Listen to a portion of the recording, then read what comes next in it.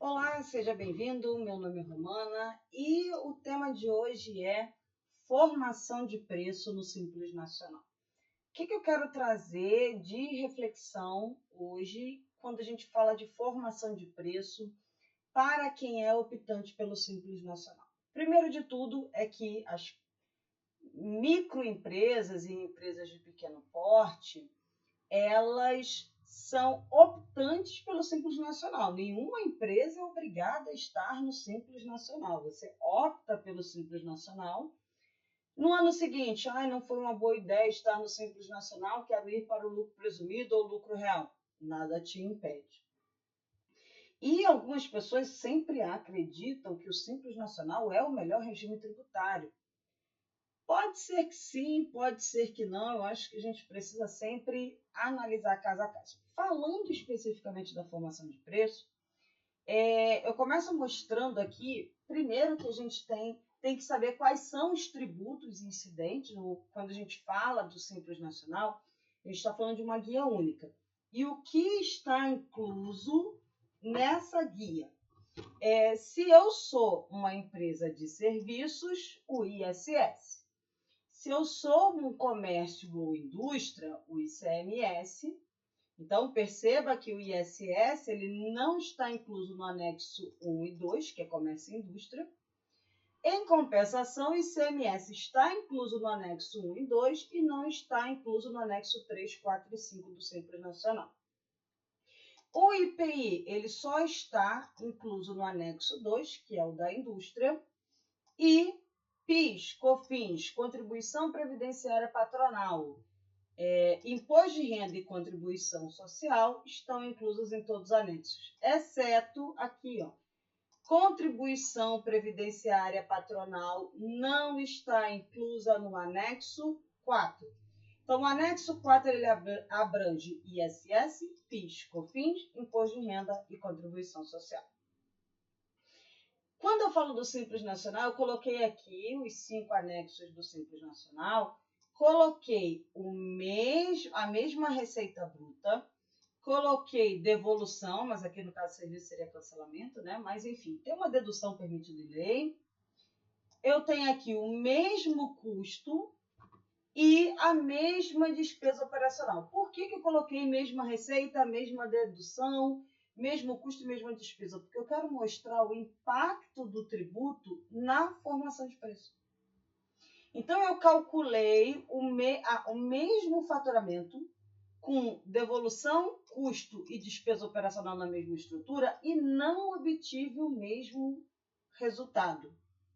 Porque quando eu calculo nessas condições aqui de faturamento Simples Nacional no anexo 1, eu pago R$ 3.864,88 e acabo tendo um lucro de 5,27%. Quando eu estou no anexo 2, que é a indústria, eu tenho a mesma tributação do anexo 1, acrescida aí do IPI. Olha que interessante, eu tenho um tributo a mais, que é o IPI, e eu acabei tendo aqui uma margem menor, mas não tão menor em relação à minha carga tributária. Então, eu tenho 4,78%. Eu pago um pouco a mais aí de Simples Nacional, porque tem o IPI embutido.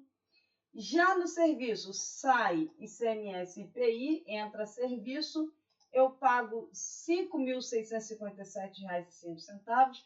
Olha como cai, mesmo faturamento, devolução, custos e despesas, o faturamento cai, o lucro cai para 1,69%. Já no anexo 4, além de não ter o ICMS e IPI, eu não tenho o INSS. O INSS patronal, que é aquele 20% sobre a folha de pagamento, ele é recolhido por fora. Então, eu tenho uma margem de lucro maior, que é de 4,15%, porém, o INSS não está incluso. E o serviço no anexo 5, as mesmas condições. Eu tiro ICMS e IPI e eu acabo tendo um prejuízo de 5%. Por que eu estou mostrando isso?